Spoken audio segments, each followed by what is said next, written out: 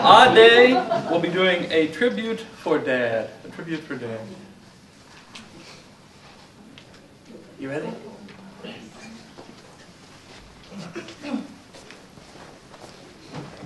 I was in a hurry, so I asked my friends to help me to translate each of the paragraphs.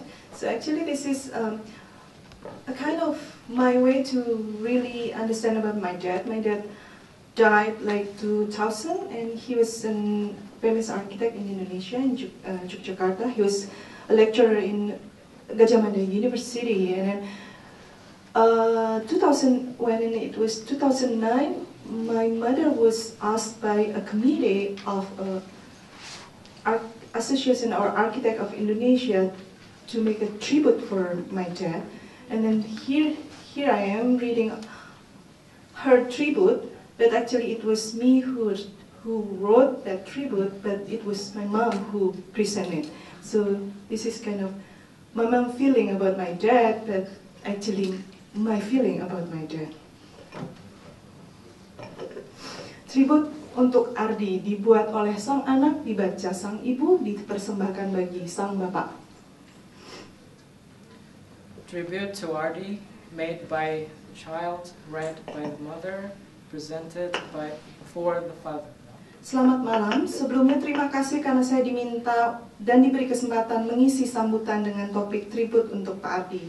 Saya lebih suka menyampaikan pembukaan ini dalam bahasa cerita, bukan bahasa pidato, karena saya lebih sering melihat Bapak bercerita ketimbang berpidato atau menggurui dalam kuliah-kuliahnya. Good evening. Before that, I say thank you because I was invited and given a chance to fill in this speech with the topic tribute to Mr. Ardi.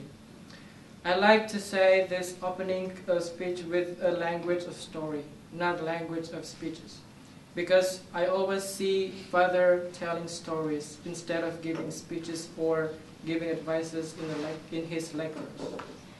Pertama, bagi saya Pak Ardi adalah pribadi yang kaya dan paradoks.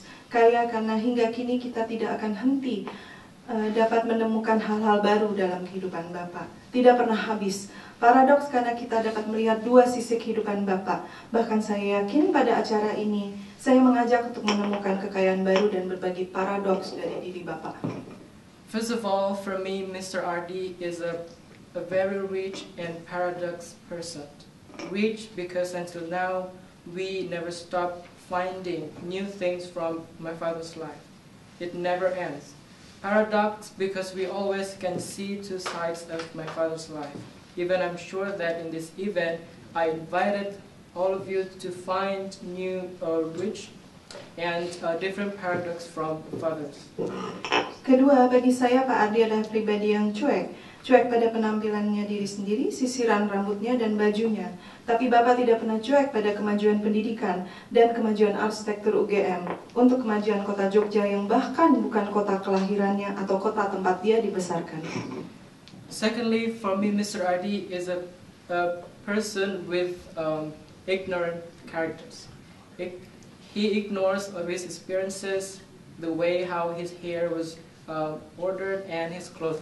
But my father never was ignorant for the development of education, for the development of the architecture department of Gadjah Mada University, for the development of Jogja city, which is not the city of where he was born or the city where he was raised. Ketiga, Bapak adalah pribadi yang sederhana pada pemikiran dan pembawaannya, tapi tidak sederhana untuk perjuangannya, tidak sederhana atas keyakinannya, tidak sederhana atas keyakinan dan menilai kepandaian murid-muridnya, keyakinan bahwa pada umumnya semua orang dilahirkan adalah orang baik, yakin bahwa semua orang beritikat untuk menjadi lebih baik. Bapak sangat yakin itu. Thirdly, Mr. Ardi is a humble man. Humble and simple for his thought and the way he behaves. But it was not as simple as what he had done before. It's not as simple as what he believed. But my father was not really simple for his belief in giving evaluation for the smartness of his students. Believed that in general everyone was born to be a good person. My father believes that basically everyone had good intentions to be a better person. My father really believed in that. Keempat, Pak Ardi adalah pribadi yang romantis. Romantis pada keluarganya, tanaman anggreknya, dan rumahnya. Tapi Bapak memilih sangat pragmatis pada hal-hal yang lain.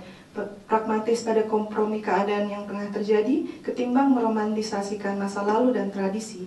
Terkadang Bapak memilih untuk merasionalisasikannya pada setting masa kini, mendengar berbagai pihak, merangkul berbagai keluh kesah, dan hidup berkompromi dari hasil keputusan bersama. Fourth, Mr. Ardi is a romantic person. He is romantic for his family and to his orchids, plants, and his health. But my father chose to be pragmatic for everything, for other things. Pragmatic for the compromises of the situation, instead of having the romanticism for the past and tradition. Sometimes my father chose to make rationalizing things for the current setting, listening to other sides, and holding every hints and sense. Kelima, terakhir, memang Pak Ardi pribadi yang pelupa pada tanggal-tanggal penting, pelupa letak dompet dan kacamatanya, bahkan terkadang pelupa menjemput saya dan ibu saya yang telah lama menunggu di bioskop di masa muda kami dulu. Tapi satu hal yang saya tahu, Bapak tidak pernah lupa akan kodrat dirinya.